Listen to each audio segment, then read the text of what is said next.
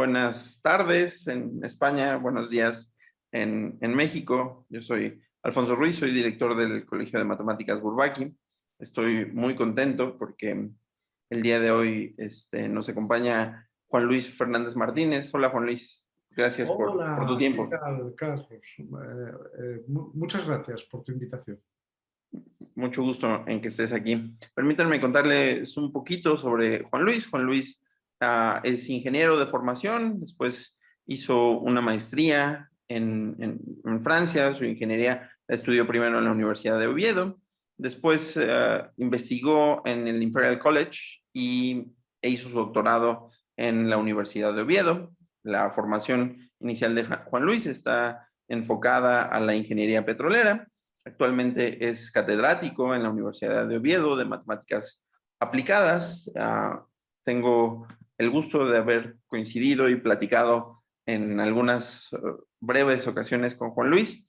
Es un apasionado de las matemáticas, de las aplicaciones de las matemáticas. Además, recientemente comenzó un proyecto que se llama StockThink, que ahorita nos va a platicar un poquito sobre lo que hace. ¿Nos podrías contar un poquito, Juan Luis, sobre lo que haces en la universidad y sobre lo que haces en StockThink?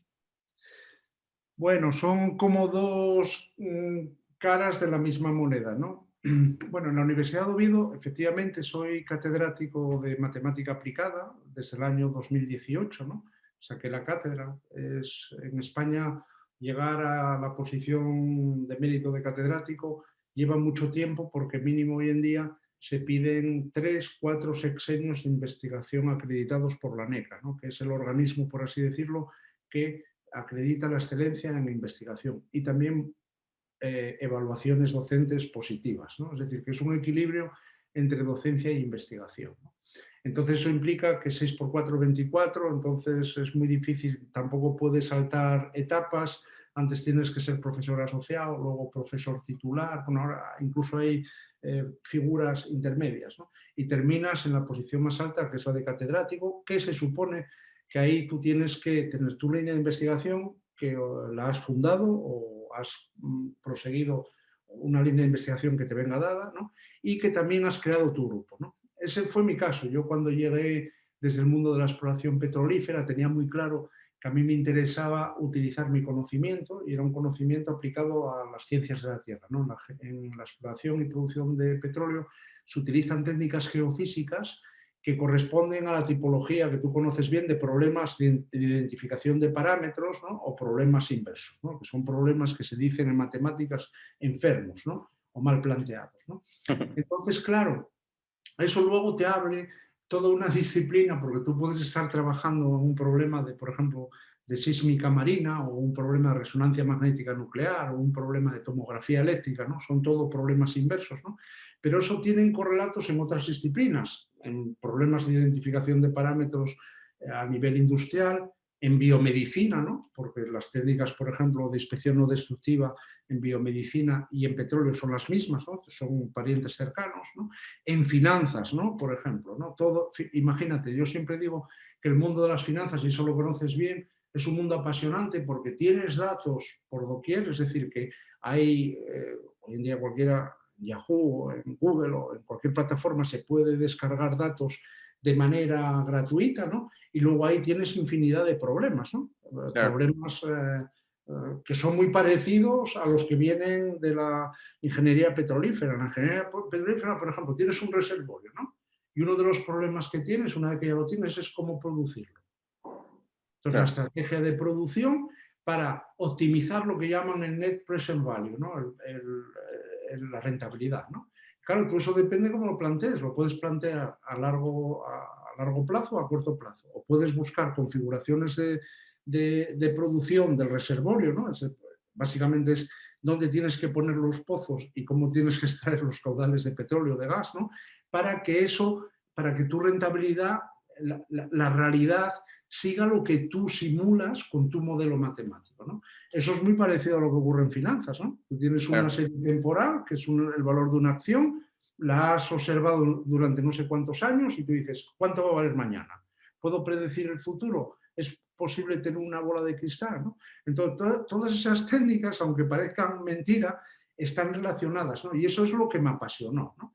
Entonces formé mi grupo, que es el grupo de problemas inversos, optimización, trabajamos mucho temas de optimización global y también últimamente, claro, aprendizaje automático. ¿Por qué añadimos aprendizaje automático?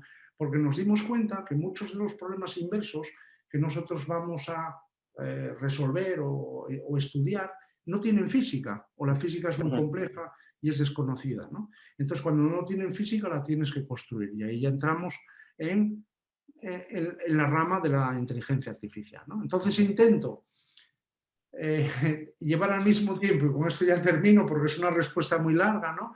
La docencia, me encanta la docencia, creo que es lo más bonito que podemos hacer, impactar en los alumnos, impacto en los primeros cursos de ingeniería informática, dando álgebra lineal en inglés además, porque es un campus bilingüe, aunque los alumnos sean españoles, ¿no? Y luego doy clases en 2 másteres universitarios, uno de estadística y matemáticas y otro de ingeniería civil, ¿no? Asignaturas tales como una es técnicas de modelización matemática, ¿no? Con mi compañera Ana Chernea, ¿no? Y les enseñamos a los ingenieros de caminos a modelizar diferentes fenómenos, procesos espaciales, técnicas de compresión de imágenes, etcétera, ¿no? Es una aplicación, es una asignatura muy bonita, muy práctica, ¿no? Y en el máster de matemáticas y estadística aplicadas a las ciencias de la computación, ahí llevo una parte de una asignatura, coordino una asignatura que se llama algoritmos bioinspirados, ¿no? Toda la parte de algoritmos como algoritmos genéticos, algoritmos de enjambre de partículas, etcétera, etcétera, ¿no? Y ahí también es muy bonito porque se juntan 4 tipologías de alumnos: matemáticos, físicos, ingenieros y luego científicos, economistas, bioquímicos. Entonces, claro, ahí tú tienes que tener mucha mano izquierda, ¿no? Como se dice, porque no se trata simplemente de ser hiperriguroso, que lo somos, sino de ser práctico, ¿no? Entonces intento un poquitito tener esas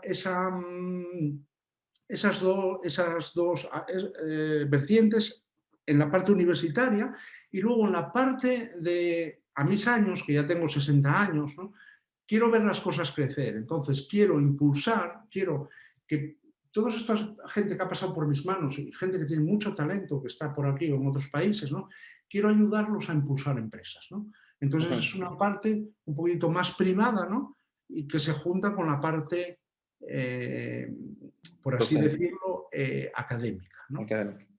Perfecto, pues creo que no pudiste haber dado una mejor introducción al tema de esta charla. Te conté que estamos haciendo unas charlas que se llaman Las matemáticas en la industria, y el Colegio de Matemáticas, nosotros, para todas las personas que estamos ahí, para mí en particular, es imposible no asociar a las matemáticas en la industria. Algunos de nosotros venimos de matemáticas aplicadas, de matemáticas puras. Nos encantan las matemáticas puras, nos encantan los problemas fundamentales. Sin embargo, las matemáticas industriales o las matemáticas aplicadas, como dijiste, pues son también apasionantes por las 2 razones: por la mano izquierda que uno tiene que tener para que las cosas funcionen, y por el otro lado, el problema puramente matemático es muy interesante. Entonces, bienvenido a esta charla. Preparé algunas preguntas, si tú estás de acuerdo, para que los oyentes de esta charla pues puedan conocer un poco más tu modo de pensar y cómo se relacionan las matemáticas en la industria. Entonces, adelante. La primera pregunta que te quería hacer, le voy a poner un poquito de contexto. El matemático, y tiene que ver con la vocación matemática. El matemático Yuri Manin cuenta que cuando tenía apenas 10 años, encontró una copia del curso de cálculo de Granville en el ático de uno de sus amigos. Él comenzó a hojear este libro y le llamó mucho la atención la definición épsilons y deltas de las funciones continuas. Esta famosa definición que, pues como tú sabes, no es nada sencilla para un estudiante joven.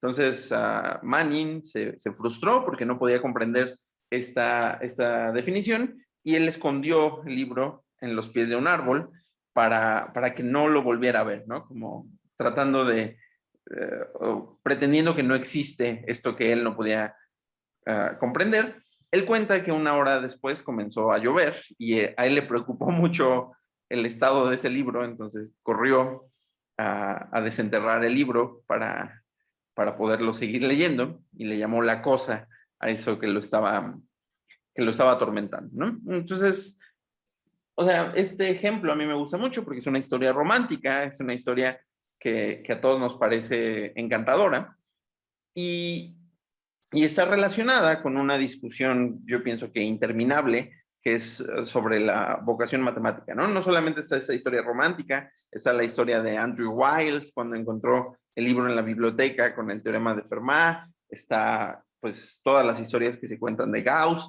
del mismo Grothendieck en su biografía, él cuenta, y todos estos son historias apasionantes, románticas, de matemáticos que pronto se enfrentaron a las matemáticas y prácticamente como si fuera una vocación religiosa o artística, dijeron, esto es lo que yo me quiero dedicar. Entonces, tú me contaste que tu vocación por las matemáticas es un poco tardía, un poco después en tu carrera, después de haberte dedicado a la ingeniería. Yo pienso que esta historia es, digamos, esta discusión de si las matemáticas, uno se apasiona por ellas desde el principio o uno se puede apasionar por ellas después, no sé, es interesante, pero no quiero hacer tanto énfasis en esa parte, sino más bien en la parte visceral. Una vez que ya te gustan las matemáticas, yo pienso, todas las personas que son matemáticos que yo conozco, es algo prácticamente vital para ellos. ¿Estás de acuerdo conmigo que una vez que uno se convence de que le gustan las matemáticas y se quiere dedicar a eso, se convierte en algo tan importante para la vida de uno? Ay, es un tema complejo, porque obviamente hay gente que ya nace con las matemáticas, Sí. ¿no? Que tienen como una dote, es como los virtuosos del violín, ¿no? Que dices, ya desde pequeños tocan el violín, ¿no?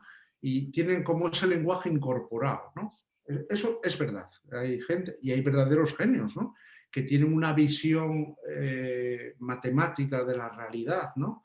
Que casi roza el autismo. Es decir, muchas veces está relacionado con el fijar realmente la atención a una cosa y solo a esa cosa, ¿no? En cualquier caso, es verdad, para mí las matemáticas son el lenguaje de la ciencia y la tecnología, ¿no? Y entonces llegué a ellas por necesidad, porque me di cuenta que si yo quería realmente, al nivel que yo puedo llegar, porque obviamente no soy un teórico, sé muchas cosas, puedo llegar muy lejos, ¿no? Pero al fin y al cabo, he sido en mi vida un autodidacta. Me he autoformado. He tenido profesores en las escuelas de ingeniería en España, eran unas matemáticas muy duras, pero nada que ver con una carrera de matemáticas, era una carrera de ingeniería, ¿no? Pero luego tú vas descubriendo, ¿no? Y tú vas dándote cuenta del poder de... A mí lo que me llamó la atención fue el poder de los modelos, ¿no? Que dije, es que te acercan un poco a un sentimiento religioso, porque tú al fin y al cabo creas el modelo, ¿no? Para entender un aspecto de la realidad, ¿no? Y el modelo termina enseñándote cosas, ¿no? Que tú no habías contemplado. Es como que el modelo tiene una vida propia, ¿no? Y yo eso lo vi, y es que me acuerdo del día, además, ¿no? Yo trabajaba sobre una técnica que se llama de estratigrafía sísmica, ¿no? Que se trata de interpretar las secciones sísmicas, que son imágenes en tiempo de la corteza terrestre, ¿no? Pero era más bien del lado de la geología. Bueno, hay que saber mucha tectónica, geología, geofísica, ¿no? Pero no trataba esas señales o esas secciones desde el punto de vista del tratamiento digital de la señal, ¿no? Más numérico, ¿no? Sino que mucho más artístico, ¿no? Era como decir, bueno, pues tal, y trabajaba un profesor del Imperial College, estaba ya en el Imperial College, el profesor Joseph Cartwright, que es un genio. En esto es buenísimo, ¿no? En esta disciplina, ¿no? Y entonces un día entré en una habitación y estaba una persona que estaba haciendo el doctorado en la sección geofísica del Imperial College. Su nombre es Ben Dyer, somos muy amigos, ¿no? Y lo dirigía al profesor Michael Worthington, que es un gran geofísico. Y entonces un día le pregunté, ¿qué estás haciendo? Estaba trabajando con una estación Silicon Graphics, ¿no? Y vi que tenía como dos rayas verticales, que eran dos sondeos a un reservorio de petróleo, ¿no? Y lo que estaba haciendo es resolviendo un problema tomográfico. Es decir, tenía las señales, por así, los datos en los dos sondeos y estaba reconstruyendo lo que había en la mitad. El problema famoso del obstáculo de los griegos, filósofos griegos, que decían que moviendo zonas de sombra y zonas de fuentes puede reconstruir geométricamente el problema del obstáculo, ¿no? Y yo dije, tenía por entonces, no era jovencito, ya había sido ingeniero de minas, ingeniero petrolero, estaba haciendo una estancia, es decir, ya estaba terminando mi vida académica y yo le dije a Ben, me acuerdo, se rió, le dije, Ben, me dice, what? ¿No? Y le dije, cuando sea mayor, quiero saber hacer esto. Es así, ¿vale? Sí, sí, sí. Y entonces yo ahí comprendí que para saber hacer esto, tenía que entrar por un mundo que en parte conocía y en parte desconocía. Sabía el lenguaje matemático tiene una cosa muy grande, es un lenguaje universal. Lo Sí. mismo, da igual que estés en México, que en Mongolia, que en Asturias, hablamos el mismo lenguaje. Un geólogo, por ejemplo, trabaja sobre la geología de los picos de Europa, que es un sitio precioso aquí en Asturias, si algún día tienes ocasión, estás invitado a conocerlo, es Gracias. espectacular. Como hay zonas, obviamente, de México y de todo el mundo, ¿no? Pero claro, es esa zona, es esa geología, ¿no? Cárstica, no sé qué. Un matemático trabaja sobre problemas que son universales. Es decir, a lo que puede dar la cabeza, ¿no? Y eso es que yo creo que eso es lo que a mí me llama y me apasiona de las matemáticas, ¿no? La capacidad de reproducir el mundo que nos rodea, ¿no? Y obviamente esas matemáticas que llamamos fundamentales también son muy importantes, porque ¿en qué se basa el análisis? El análisis es magia.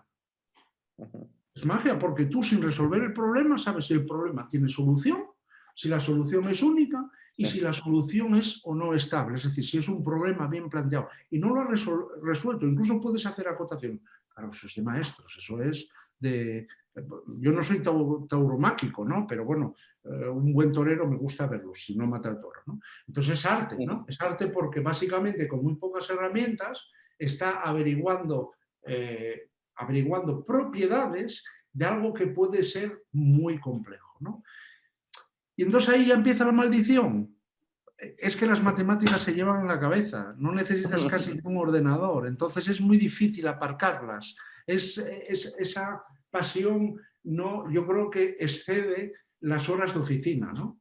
Porque a veces es como los poetas, no sé si los poetas siempre llevan un libro, ¿no? Una pequeña libretita, ¿no? Porque les llega la musa, ¿no? Como decía, creo que era Dalí o Picasso, dice que la musa me pille trabajando, ¿no? Y apuntan esa idea, ¿no? Y yo creo que el matemático, obviamente el fundamental, si está ahí pensando cómo resolver el problema de Fermat, que un día escribe en un sitio, tal, la demostración es evidente.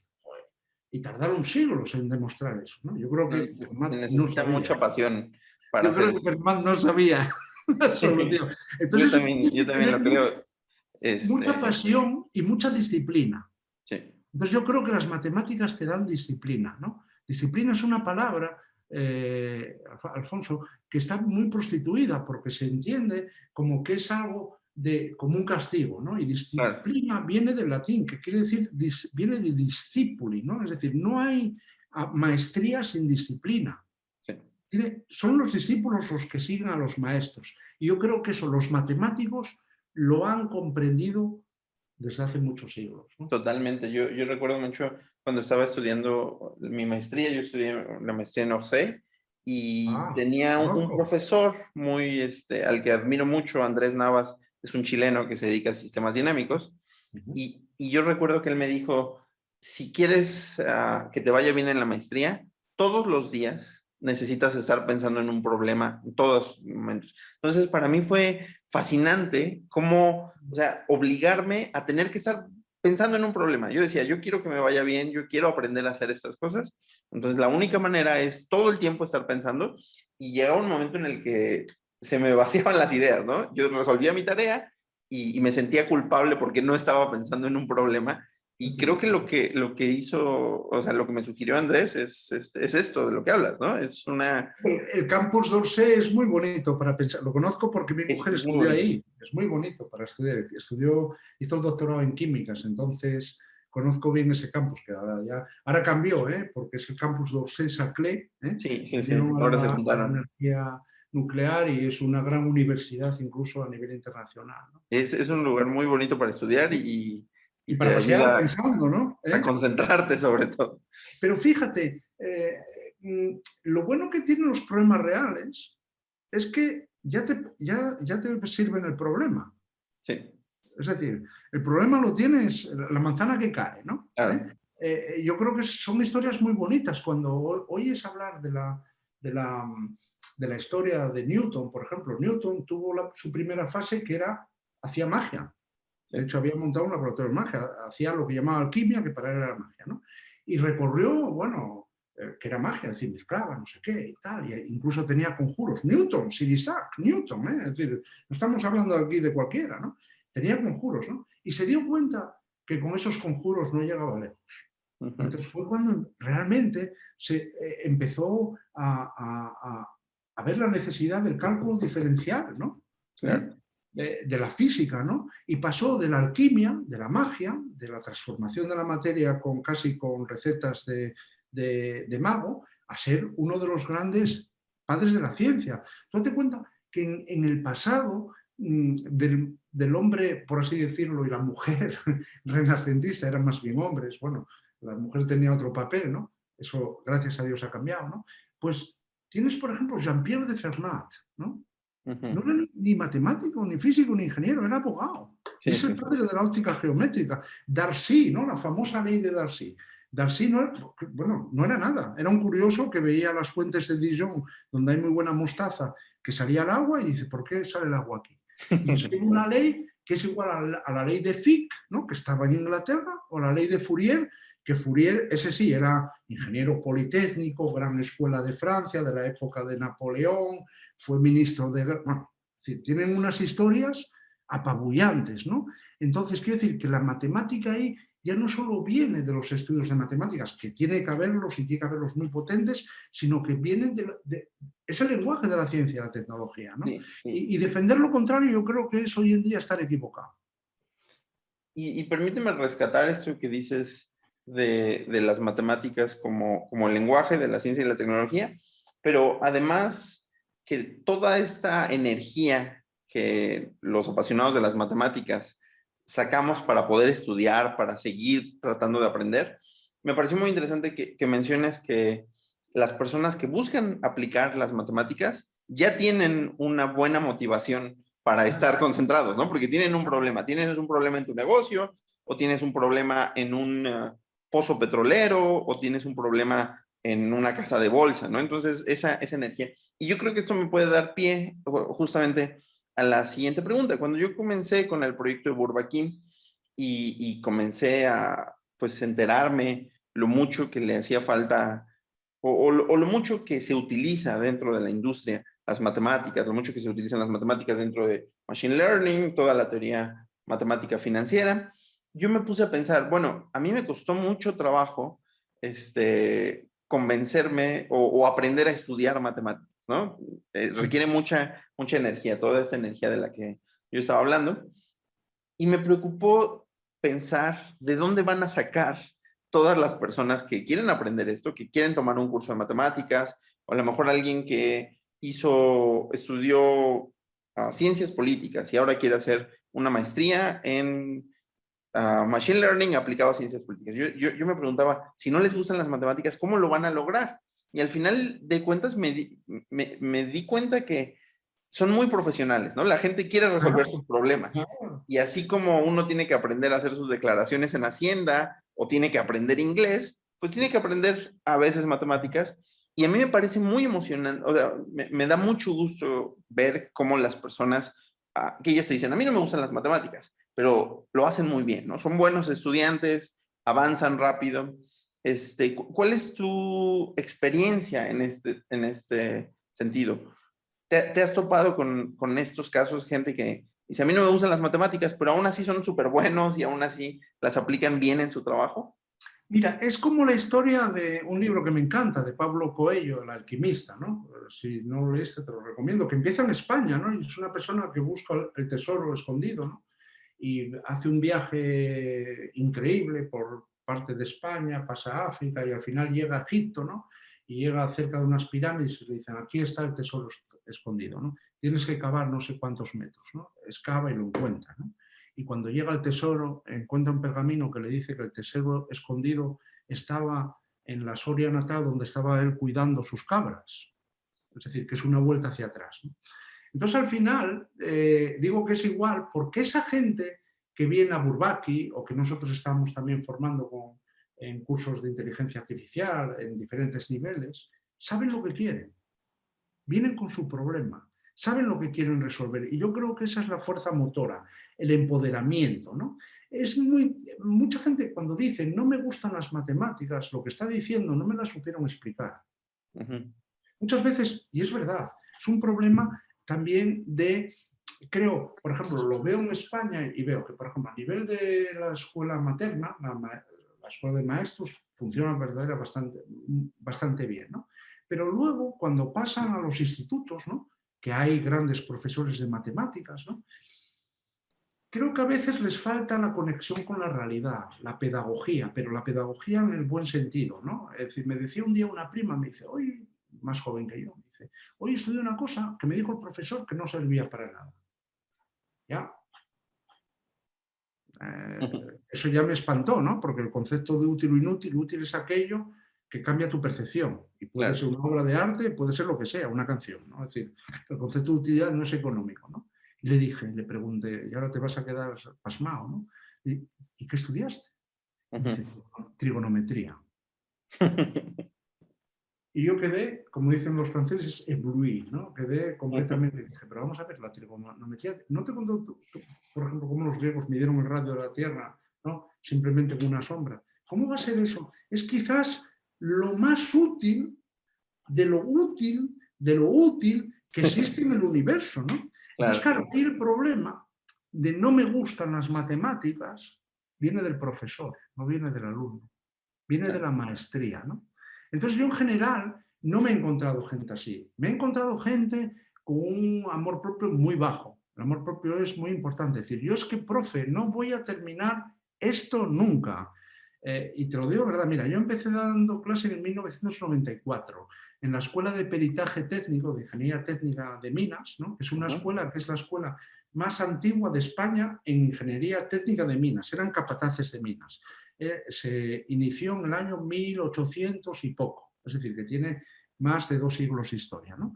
Y yo daba clase de matemáticas, de cálculo, del libro gordo de Petete, ¿no? Porque eran, por así decirlo, las matemáticas de la carrera, ¿no? Y cálculo, álgebra, ecuaciones diferenciales, de todo, ¿no? Y teníamos una matemática muy dura, solo había una asignatura y luego metieron cálculo numérico, ¿no?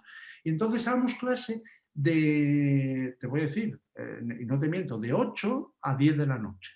¿Sabes por qué damos clase de 8 a 10 de la noche? Porque la gente que venía a esas clases, que estaban intentando sacar el título de ingeniero técnico es antes de ingeniero superior, que eran 6 años, esto eran 3 años, ¿no? Hoy en día las ingenierías son grados de 4 años y luego con másteres 5 o 6, ¿no? Pero entonces había como el peritaje, ¿no? 3 años y la ingeniería superior 6 años, ¿no?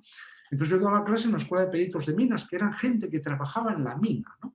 Y mis alumnos, de 8 a 10 de la noche, salían de la mina, venían con los ojos maquillados, porque son minas de carbón, muchos eran capataces, otros eran gente que ya tenía responsabilidades, y habían pasado 8 horas trabajando en la mina y venían a oír a un chaval que eran todos mayores que yo, que tenía igual 30 años, lo único que podía decirles era que era ingeniero de minas, entonces me respetaban, ¿no? Y los machacaba con problemas de trigonometría esférica, veían aviones por ahí volar y tal, y me decía uno, además te hablaban en el dialecto de la región, que se llama el Babre, y me decía uno, ay, Suani, yo con esto no voy a poder, que viene a decir, es muy parecido al gallego, al portugués, ¿no? Decía, yo con esto es imposible, ¿no? Y yo siempre les decía, imposible no es imposible. Eso si tú lo quieres, lo tienes. Y toda esa gente, te estoy hablando, fíjate, del 94, esa gente terminó esa carrera, es decir, que eran gente que trabajaba en la mina, que se promocionaron a nivel, ya gente inteligente, porque cualquier trabajador no hacía una ingeniería técnica.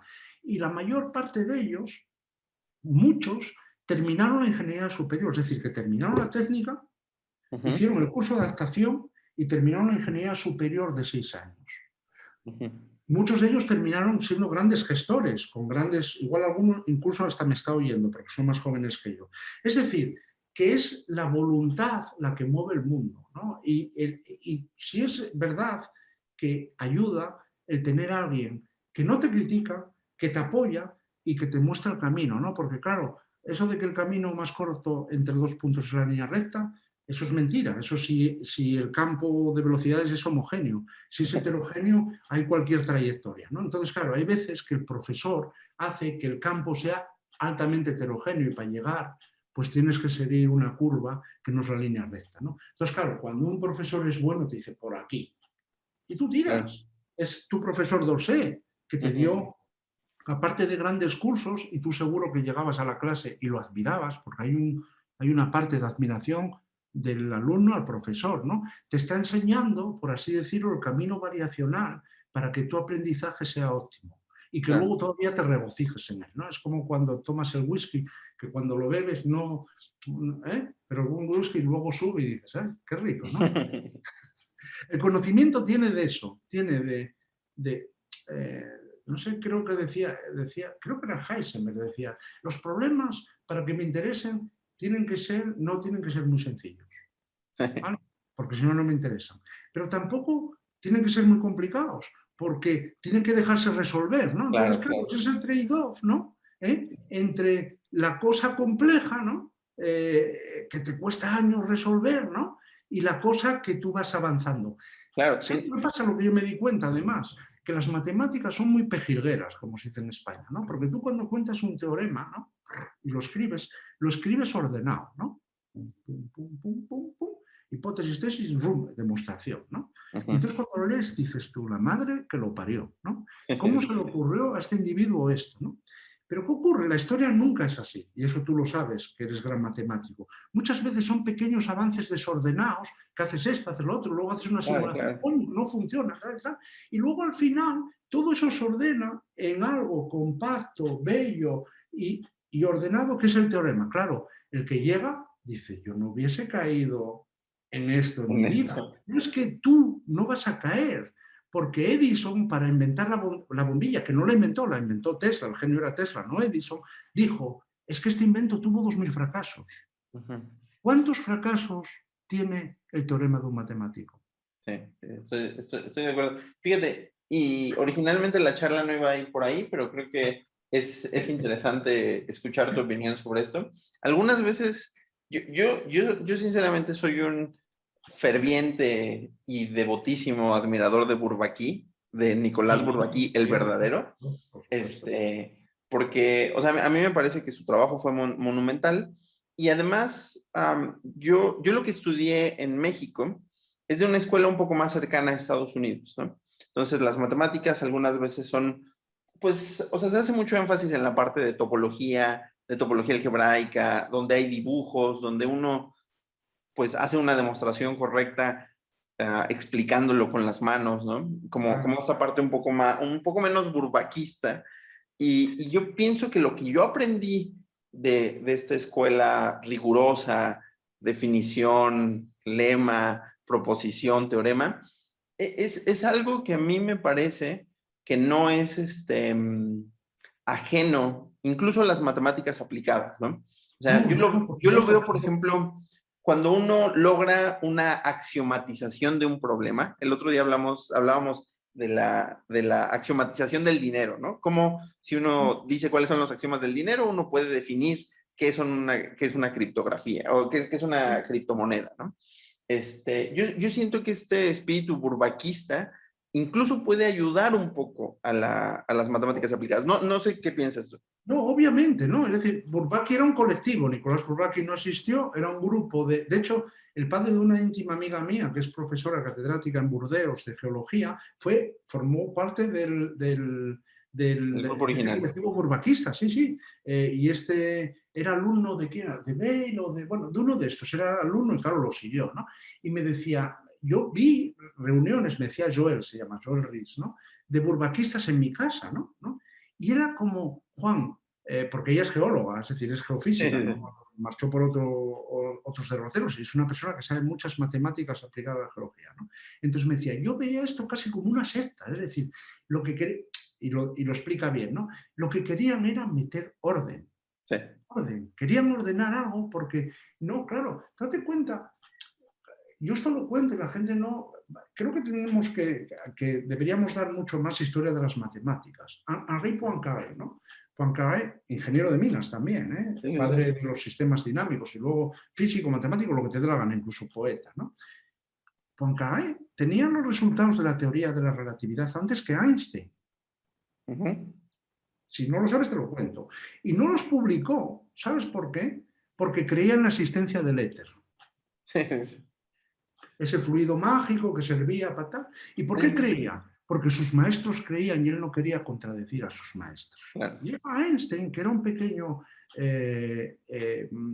oficial de la oficina de patentes de Berna, es decir, no, Ujú, al cual habían refusado su tesis varias veces, pero era una persona informada, y ujú. dice, por aquí, no tengo maestros, no tengo a nadie que seguir, ¿no? Y coge y rompe completamente. El año 1905 es el año donde Einstein cambia la historia de la ciencia. Luego podía haberse dedicado a su pasión, que era la vela, porque no hizo nada más, solo sacar la lengua y hacer no sé qué y tal. Pero claro, en 1905 fueron los 5 artículos que cambiaron la historia y Poincaré lo tenía, ¿no? Claro. Entonces, bueno, muchas veces, ¿qué voy a decir yo? ¿Que Poincaré era un chapuzas? Chapuzas, sabes la palabra, ¿no? Sí, Alguien sí, que sí. hace... No, Poincaré era un genio. Es decir, pero no era burbaquista en este sentido, porque un burbaquista no hubiese permitido hablar del éter, ¿no? Claro. Si el éter no está demostrado. Sí, Entonces, sí, sí. claro, es todo un trade-off, ¿no? La palabra, un compromiso, ¿no? Entre rigurosidad, ¿no? Y el todo vale, ¿no? Que es un arte marcial brasileño, ¿no? Entonces, hombre, en ciencia todo no vale, ¿no? Claro. Y desgraciadamente lo que hace que las disciplinas científicas y tecnológicas tengan categorías es justamente eso, la capacidad de ser capaz de la capacidad de demostrar las cosas, ¿no? Y que no sea un tema de opinión. Y yo creo que eso hay que agradecérselo a la escuela burbaquista. Luego fue un poquitito ya, es como, ¿sabes? Jesucristo y sus apóstoles, ¿no? Es Sí, sí, decir, sí. luego hay gente que se le va la mano, ¿no? Y cree que esto es así y solo así porque esto tiene que ser así, ¿no? Y entonces tú cuando a un burro le pones orejeras, el burro avanza, pero no ve lo que tiene no tiene visión periférica, ¿no? Y yo creo que ahí la escuela burbaquista, que en Francia durante mucho tiempo fue muy potente, ¿no? Hizo también mucho daño, en el sentido de que se despreciaron cosas que no se deberían despreciar. ¿Qué ocurre? Que quizás el padre de la matemática aplicada en Francia, que la escuela española es hispano-francesa, fue Ujú. Jacques-Louis Lyons. Lyons pegó un cambio Sí, a sí, todo sí. el tema de increíble, ¿no? Entonces Lyons no es ni burbaquista, ni aplicado, ni nada. Lyons es un genio. Y un genio, por definición, no tiene orejeras. Sí. Lo integra todo, lo integra Sí. todo. Y ¿Eh? yo creo, no sé tu opinión, pero hay algunas personas que piensan que justamente por esta escuela de Bourbaki, el entorno tech en Francia no está tan desarrollado como podría estar. Por... ¿Sabes lo que pasa? Que el entorno tech en Francia, las ingenierías en Francia, están fuera de la universidad. Son escuelas de ingeniero que Ujú. no forman parte de la universidad. Entonces, Sí, claro, son escuelas muy elitistas donde hay gente muy inteligente, ¿no? El hacer la escuela de minas de París o el hacer la escuela X, ¿no? Politécnique, son gente, todos, todos. todo, tal, Ujú. ¿no?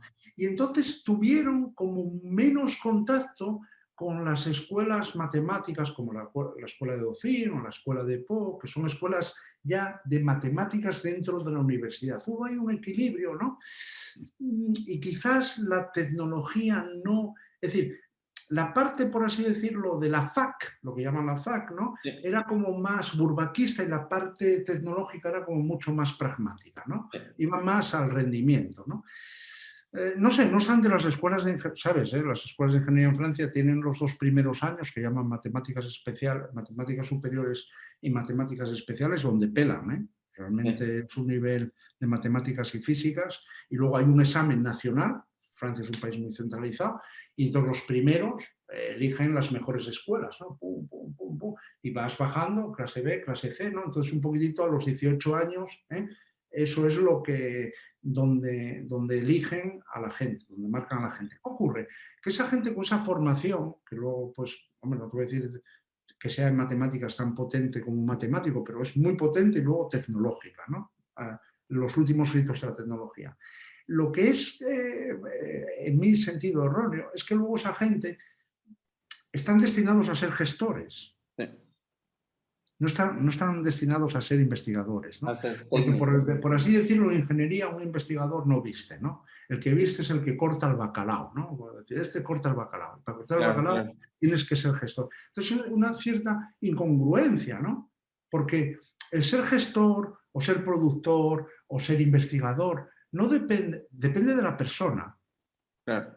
Hay gente que nace para dirigir equipos, hay gente que nace para resolver problemas en la práctica, en la producción, los MacGyver, ¿no? Yo tengo un amigo que es increíble, resuelve lo que quiera resolver, es el director de producción de una cartonera, es una cosa increíble.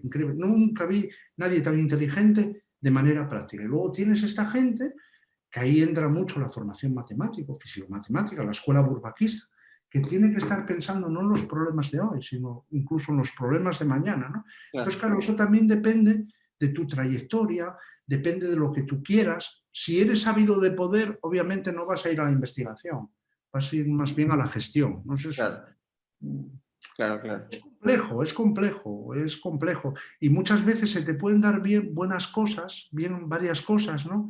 Y estar equivocado, ¿no?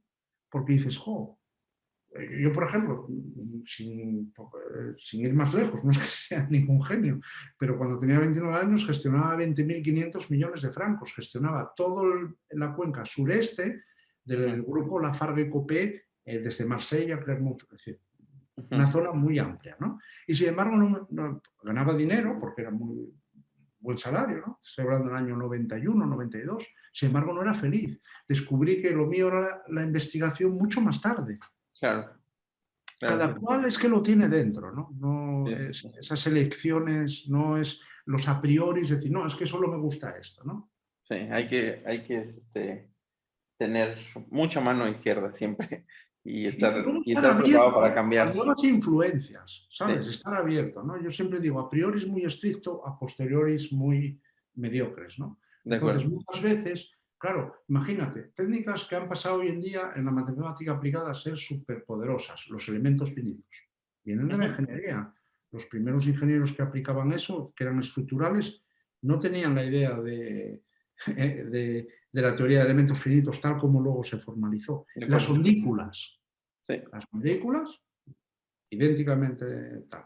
Llega un genio como Yves Meyer, ¿no? Ajá. que resulta que oye hablar de que un matemático le dijo a un geofísico que trabajaba en él que lo que hacía, que era una transformada ventanera de Fourier, que eso era erróneo, tenía que ser erróneo con los resultados que obtenía. Y le dijo el otro, ¿por qué? ¿No? Tienen ambos nombres, ¿no? Y le dijo, porque si esta idea tan sencilla, si fuese cierta, ya lo hubiésemos encontrado, le dijo. Esa historia es fascinante. Es fascinante. Y sin embargo, Meyer, que es un genio matemático, ¿no? Sí, sí, Coge sí. y va a ver eso, ¿no? Y dice, uy, es que ya existía todo esto, las transformadas de Gabor, por ejemplo, Claro, ¿no? claro, es muy bonito eso. Y hace la liaison, ¿no? Lo junta, ¿no? Y hoy en día las ondículas es uno de los El pan de cada día, no solo de para cada día. Y los luego oyentes. resulta que se junta un ingeniero que se llama Emmanuel Candés en Stanford con un genio que se llama Terence Tao, que estaban los dos de sabático en Stanford, y discutiendo la guardería de los hijos, pues descubren lo que llaman el compress sensing. Sí, y Dobeshi, ¿no? Me parece que Y también. Dovechis, Ingrid Dovechis es alumna de Meyer, ¿no? Que Sí, luego, sí, sí. bueno, claro, o sea, entonces, claro, si no hay esas confluencias, ¿me entiendes? Tú vas al mar, que tenés un mar precioso en toda la parte de Acapulco y en México, ¿no? Y ves que ¿dónde crecen los peces? Crecen en el arrecife, en el arrecife. El arrecife es la zona de confluencia de la marea con la Claro. mar. Entonces es ahí donde se genera la vida, ¿no? Donde es mucho más rico. Solamente para los oyentes les recomendamos mucho leer justamente sobre el tema que mencionó este, Juan Luis ahorita de Compress Sensing. De hecho, ganaron el premio Príncipe de Asturias hace no mucho Ganaron el tiempo, premio ¿verdad? Príncipe de Asturias y tuve el honor de, en la prensa local, querían que alguien escribiese un artículo y me lo encargaron y hablé sobre Yves Meyer, sobre Dovechis, Pues de Terence eso, Tao. de eso vamos a tener que platicar Ah, entonces la pues era el próxima vez. artículo, bueno, era un artículo de divulgación, simplemente. Ah, te agradezco mucho si Sí, te lo si nos paso, los compartes. fue el año pasado, fue hace 2 años, efectivamente. Es un tema maravilloso. Juan Luis, te agradezco muchísimo por tu tiempo. Además, me dará gusto eventualmente anunciar que tenemos algunos proyectos en común y si no, de cualquier forma, tenemos muchas cosas en común. Me encanta platicar contigo y que en España, en México, en Francia, en otras partes, tengamos problemas tan similares e intereses tan similares. Muchas gracias. Yo ya sabes que siempre soy un ferviente admirador de tus posts. Puedo estar de Muchas acuerdo, gracias. ¿no?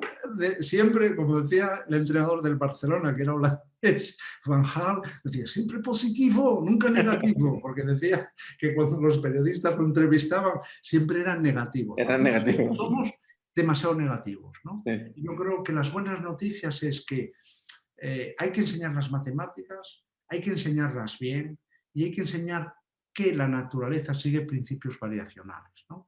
Y que el poder de las matemáticas es mucho más del que se cree, y ahí cabemos todos, porque las matemáticas son el lenguaje de la ciencia y de la tecnología. Sería una pena dejarlo solo para los matemáticos. Lo digo con sorna, no. Totalmente, Los totalmente. matemáticos tienen que... Es un poquitito, y con esto termino, ¿no? Como los médicos, ¿no? ¿Sabes? Tienes el médico de urgencias, tienes el que pasa consulta y luego tienes el médico forense, ¿no? ¿Vale? Uno es medicina predictiva, ¿no? Preventiva, el otro es urgente y el otro ya cuando murió intenta. Un poquitito ahí se mueve todo, ¿no? Claro. Yo creo que muchas veces el matemático es como el médico forense, ¿no? Porque va a otra longitud de onda analizando cosas, ¿no? Que quiere formalizar y las quiere meter en un cajón y quiere que eso quede como tiene que quedar, ¿no? Y sin embargo, el que está en consulta de urgencias, que puede ser el tecnólogo o puede ser este hombre, que claro, Malé creo que se llamaba, ¿no? Que quería detectar un reservorio, una señal sísmica al mismo tiempo en espacio y en tiempo y en frecuencia. Y claro, ahí chocaba con el principio de incertidumbre, ¿no? Y coge y dice, una transformada ventaneada. Claro, él quiere resolver, ¿no? Entonces ahí es el científico, el tecnólogo, ¿no? Y entonces por el medio está todo ese espectro, ¿no? De matemáticas que hacen que el mundo sea una pasada. Sí. Porque lo que merece la pena es aprender.